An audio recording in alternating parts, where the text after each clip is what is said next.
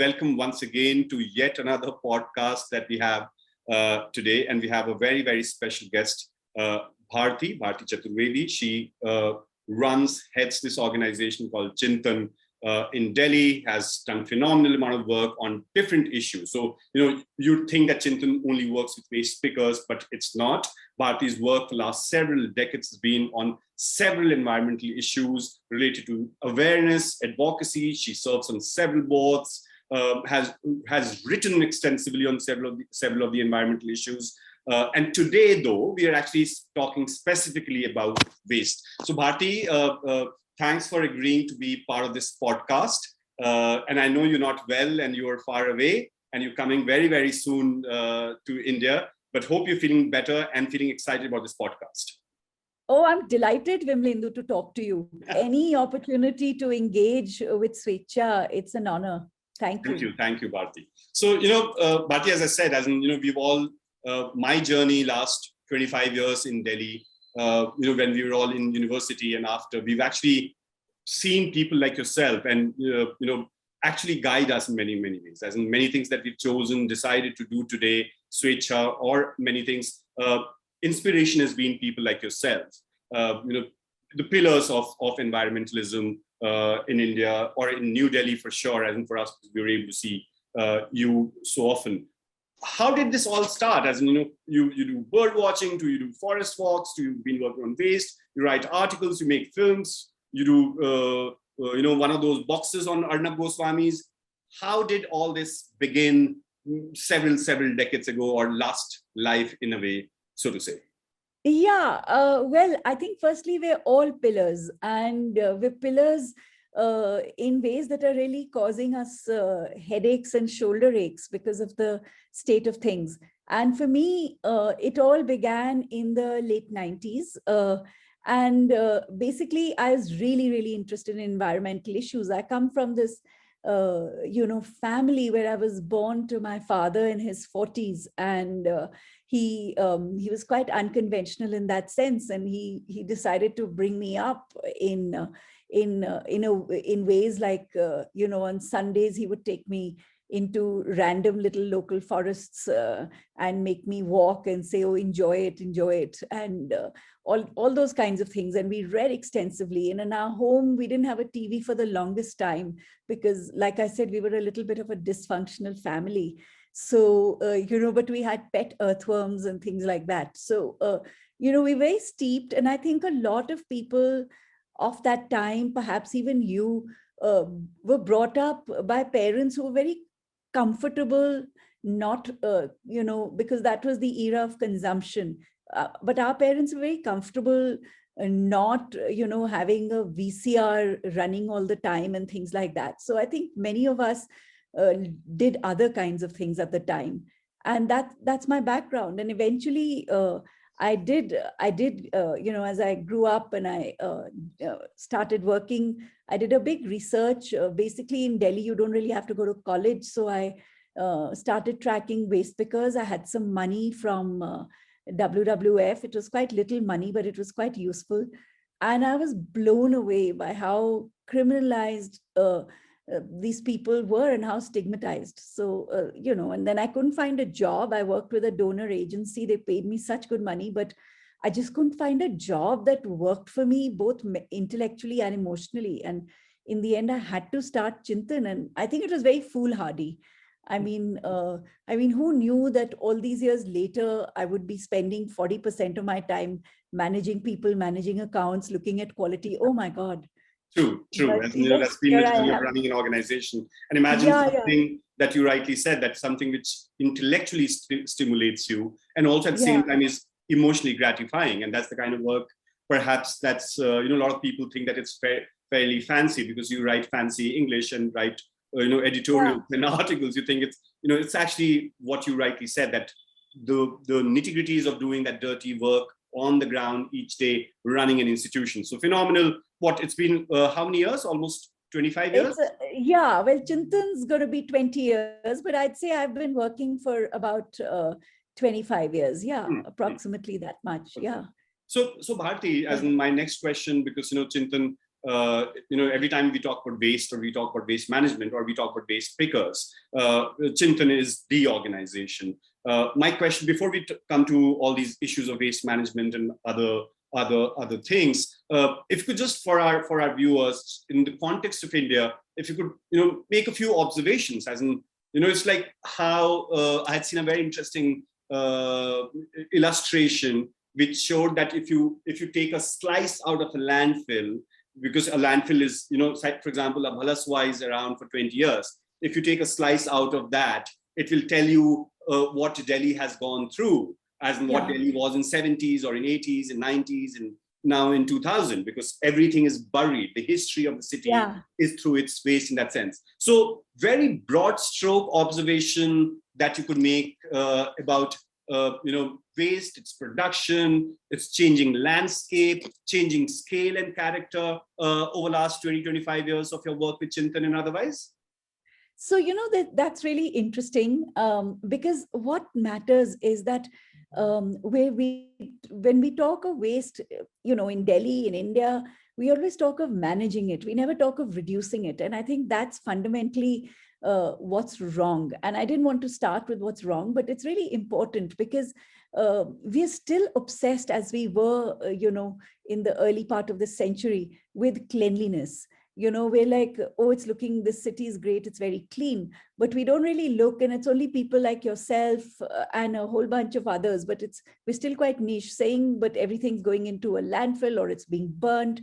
And these things are interesting because we don't realize how many new materials are in our lives, whether we look at multi-layered plastics, whether we look at woven plastics, whether we look at, even new kinds of paper, the laminated paper. So we are producing all these new materials. We don't know how to handle them. And we're wasting a lot of stuff, whether we're wasting food, whether we're wasting even plastics. And moving away, I think, from the reuse economy, which is quite unfortunate, and repair.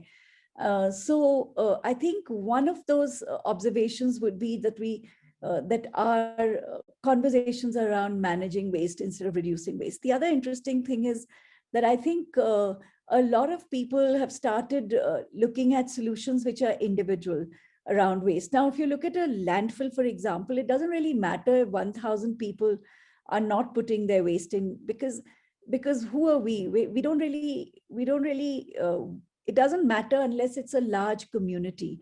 And that's why I say that stop thinking of waste as an individual. Of course, reduce less waste and so on, but think about it as a community, because we're talking of scale here. So something like a polyester shirt. I mean, I think we need to think, should I swap it? Should I exchange it?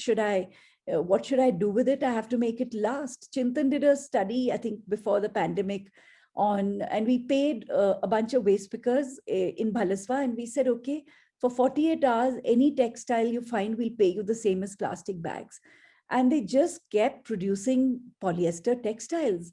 So you see, at one point, our clothing was quite different, and also we didn't throw it, and we shared much more of it. So you can actually see those layers. What to me is the most interesting is that people on landfills now walk with magnets, and they just pick up the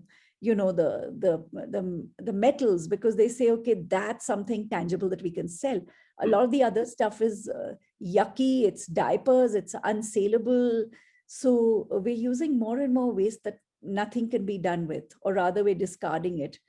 Yeah, absolutely. So Bharti, three things that that you've said broadly right now. One is that earlier most of our waste was biodegradable, and now we have a lot of it is plastic and toxic, and like even our clothing, for example, that's one aspect, right? And the other thing that you said, that there's difference between civic sense and environmental sense. Just because you don't see waste, just because waste disappears, that doesn't make a city look clean. It might look clean, but it's the underbelly or the side belly of it is actually dirty. Yeah, you need eyes at the back of your head as well, not just in front. Absolutely. So you might make it disappear, but that doesn't mean waste disappears. And the third very important thing that you said, that a lot of times when we look at solution, these are systemic issues. Unless and until you actually look at the source of many of these problems, you will not be able to find the fag end of pipe consumer and only blame the consumer for his or her behavior in that sense. Yeah. No, well said, Vimlendu. I should start taking your words and using them. Well said. So, so leading forward with the thoughts that you've just shared right now, there's a lot of discussion right now. Of course, there's all of us, love it or hate it, we go for conferences, we attend conferences because, that unfortunately in shrinking spaces to speak, those conferences are the only spaces where you can actually speak up.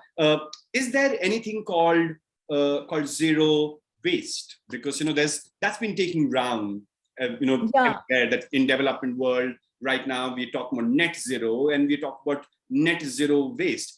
Is it possible, even, hypothetically, that we actually keep growing, we keep expanding both the roads and the buildings and our television sets and our seats in our cinema halls, our seats at our office, everything is becoming bigger and bigger, but we're saying, hey, let's get net zero waste or net zero or whatever. Is it an oxymoron concept, just to yet another fad that's been peddled by the development mafia or the conference mafia or the West in that sense? Or is there something called zero waste and net zero waste? I think it's aspirational because, obviously, as long as human beings are living, in fact, even when you're dead, you're going to be waste for a while before you're composted, if at all of you can be, or whatever. And or burnt or whatever. But as long as you have human beings, you're going to have waste, and it's not possible to have zero waste. But what I like to say, because it's such an easy concept for people, that we're trying to be zero. So even if you've managed 86% of your waste, it's not bad. At least you're thinking about it. So I kind of use it as a guiding way, as a guidance thought. I don't think you can have zero waste. And certainly, in India, we've adopted the zero waste idea without really culturally embedding it in our reality. So for example, your mochi is a key part of zero waste, because on constantly repairing your shoes and putting those soles under it, as well as using old tires to do that. And, those kinds of circular loops which exist in our country, those are unique parts of zero waste, if at all you can call it that. But we are just stuck on composting and recycling and carefully, throwing the rest into municipal bins and letting the municipality do what it may. So I really say, if you want to think of zero waste, know it and make it more Indian, make it more real for yourself. Absolutely. And, as you rightly said, closing the loop, like an example that I think of is that, a lot of times we want to drive an electric vehicle thinking that's actually green, but if your electricity comes from coal, then it's actually not green, it's same. Optics of it would be net zero, but reality of it is bad, in the sense as Norway could be, or Sweden could be extremely green, but if it keeps exporting its garbage to other parts of the world, then what's the point of being a so-called morally higher a society? So there's a double standard there. It's terrible. And also, I think what's important about all of this that we do is that we're very wrongly virtuous. I think that's my biggest annoyance with zero waste. It makes people falsely virtuous, because I only wear organic clothes. I mean, great, wear only organic clothes, but cotton's, organic meaning biodegradable, but cotton has a strong, footprint, and so does everything else. It's not the wearer's fault, but Correct. Be mindful and, whatever, when you're through with your shirt, just give it to someone. I mean, we do that at Chintan, because there's so many women and we bring in clothes every quarter, and I'm always very delighted to take someone else's. Although the pandemic has ruined all of this, because I've basically only worn t-shirts and stuff, but it was fabulous. We get a whole boost to our wardrobes. You don't even need to be the same size. Good that you actually talked about the pandemic, COVID, because my next question is actually related to that. Of course, in COVID times, we are our wardrobe shrunk, or our use of the wardrobe has shrunk, in the sense we're okay with just because we were homebound. But at the same time, if you look at large waste landscape, that's become extremely, extremely dangerous. And unfortunately, many countries are not even talking about the kind of menace that we've actually, or the public health challenge that we have all gotten into. Right now, for example, on May 10th, 21, biomedical waste produced due to COVID in the country touched almost 230 tons per day, which is in addition to the non-COVID waste that anyway we had 600 tons per day, and now we have 230 tons more. As in, the data that we actually have from some experts, that it says that overall the amount of plastic with COVID and COVID plus is going to be going to triple in volume in the next 20 years. And a lot of it is because of COVID. So COVID has really made us think but about biomedical waste and the new challenge that it has. So what's have you thought about how do we actually look at that? Because there are two aspects of this, Bharti.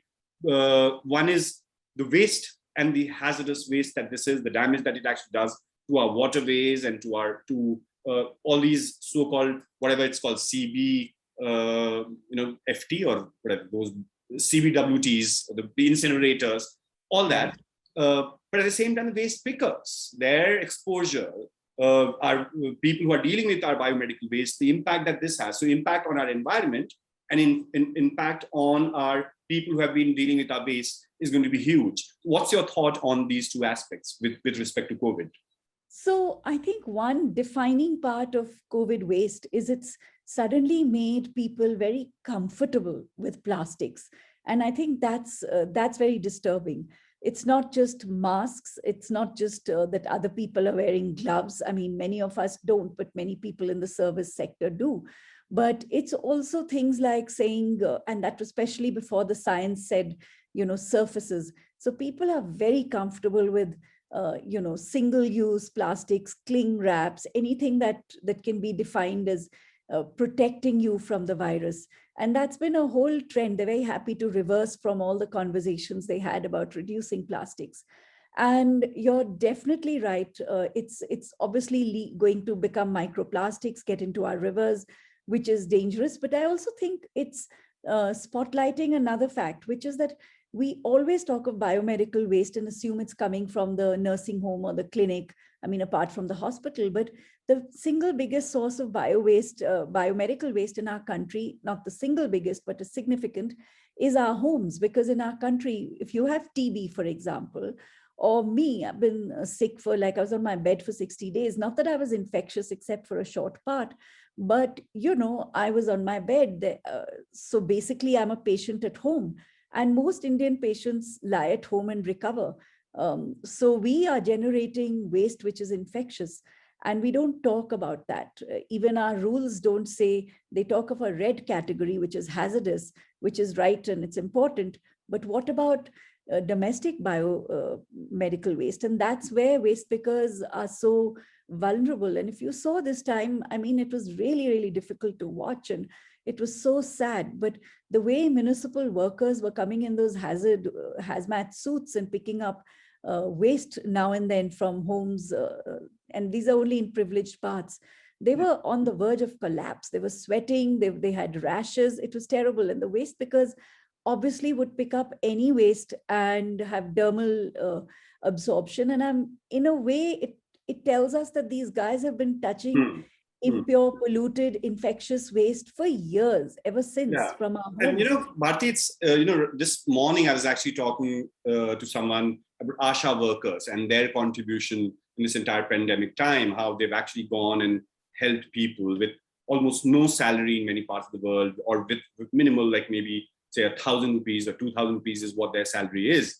And they're the ones who actually took India out of the crisis in many, many ways. And similarly, waste pickers, as in right now, imagine if they also decided to stay put or work from home, then imagine what the situation would have been. Now, COVID, pre-COVID, post-COVID, a lot of your work is on equity and justice, and how right now also there's waste. Last 10 years at least, we've seen privatization of waste. or this Yeah. modernization in that sense, as newer India or the newest India needs to have a fancy waste collection mechanism. And in that map or in that entire scheme, waste pickers are not there, or if are there, are the most less paid and unpaid and exploited. Of course, I'm not even talking about whether they're from Bengal or from Bangladesh and that aspect of the story of the country. But with regard to equity and justice and their rights, what's been the main challenge working with waste pickers? I think the biggest challenge has been that while people know that they exist, people just, especially municipal authorities, they don't put faith into their abilities, which is quite bizarre because all this while when municipalities didn't work, and mostly they still don't, you've always had waste pickers going door to door informally, picking up the waste, taking money. So my three challenges as I see it is, firstly, for waste pickers not to be included as labor, but as managers. And that can only happen if your model doesn't really say, I'm going to give this gigantic company, the entire municipality's waste collection. No, please make it decentralized, because that's the only model that's been seen to work in our country. More so now that we have both air pollution and a climate emergency. So I see waste pickers as really great climate warriors, because they'll pick up your waste. They're pretty much non-mechanized, and they'll compost it. So there's very little greenhouse gases emitted if you follow a decentralized model. But that is also the only way to include them, because they're very territorial, they're very localized.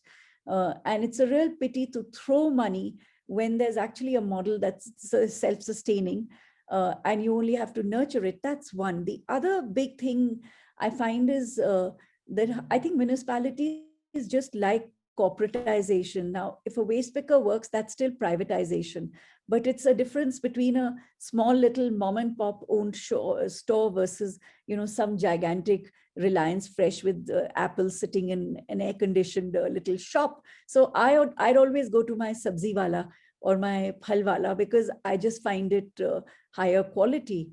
They may not give me a fancy little receipt at the end. So I think that corporatization mentality is very problematic, because then you've made all these people into really eco-slaves, so to call them. And I think the third observation is really about how waste pickers increasingly are getting thrown out of jobs when people are embracing them. And you see that all over Delhi, but particularly New Delhi and South Delhi. And it's not the same in North Delhi, which is a little better. But in South Delhi, for example, there was this colony where the waste pickers were picking up and taking all the plastic and earning and getting fees. And then suddenly the South Delhi Municipal Corporation told the RWA, here's this company, small little company, give them all the waste.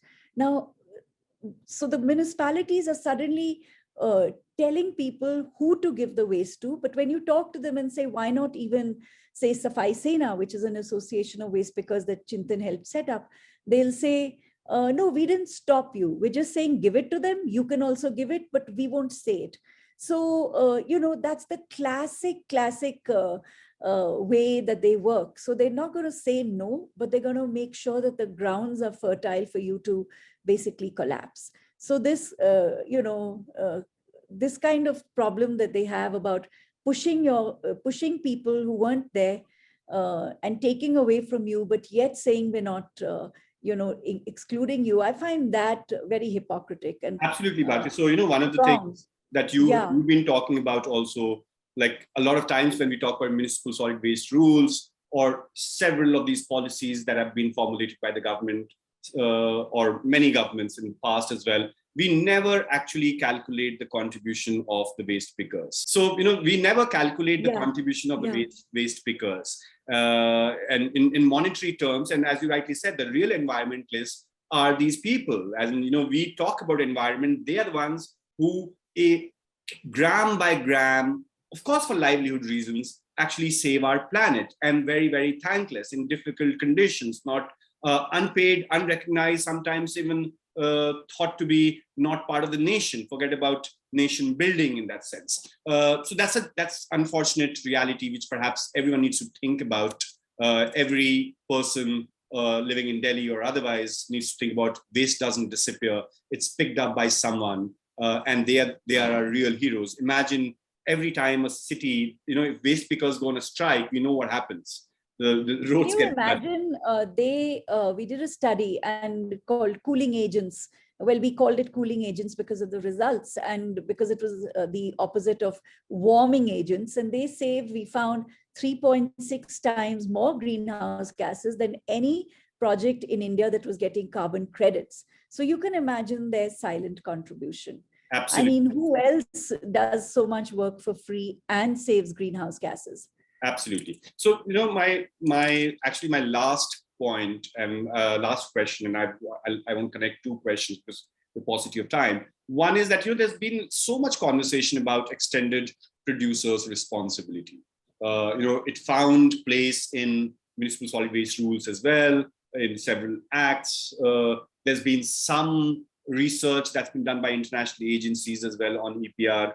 CPCB, Central Pollution Control Board, for example, tried to challan and send notices to a few industry bodies. But we haven't seen that momentum in our country when it comes to EPR. Do you think that is something which is extremely important and that needs more push than what it actually is getting right now? And my second question, if you could link this to, as in, I don't know if it's linked, it's not linked, but in conclusion, if you could also tell us about how is waste management linked to our society's resilience? Because we talk about climate change.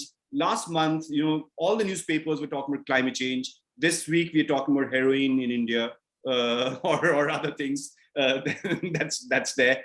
But how do we link these smaller issues with the resilience of our society of climate change? Climate change is not just 1.5 degrees and 2.7 degrees. It is about these smaller initiatives and activities and actions that you take, I take, our families take. How do we connect? So individual responsibility and resilience and collective so-called corporate responsibility and EPR. Our last thoughts on that. So EPR is very problematic. Now, both the solid waste rules as well as the plastic waste rules talk about waste pickers and they include them. But if you look at EPR, there's several problems with it. First of all, EPR is restricted to very few materials, multi-layered plastics and Tetra Paks, which is also multi-layered plastics in a way. PET. And whereas PET should never have been on EPR because it's anyway collected, it's a high value plastic. Please put things like diapers, put menstrual products, put all kinds of other things, put pesticide cans, because those are going into juggies and they're being collected there, and people are suffering from dermal absorption of these really toxic materials. So please put those kinds of things. That's my number one observation, that it just is very floozy in the sense it covers very little. And the second thing is that when you say collect, why should EPR just be about collecting your waste? Because then the other side of it is that it's letting you produce that waste. But it should really be about at some point collecting and then blending into replacing. So that right now we're talking about percentages of collection. All these big brand owners, by the way, very few, I think just 83 brand owners have signed up to be part of EPR, and everyone should be. But at some point, you just can't keep saying, I'm going to collect X amount and Y amount.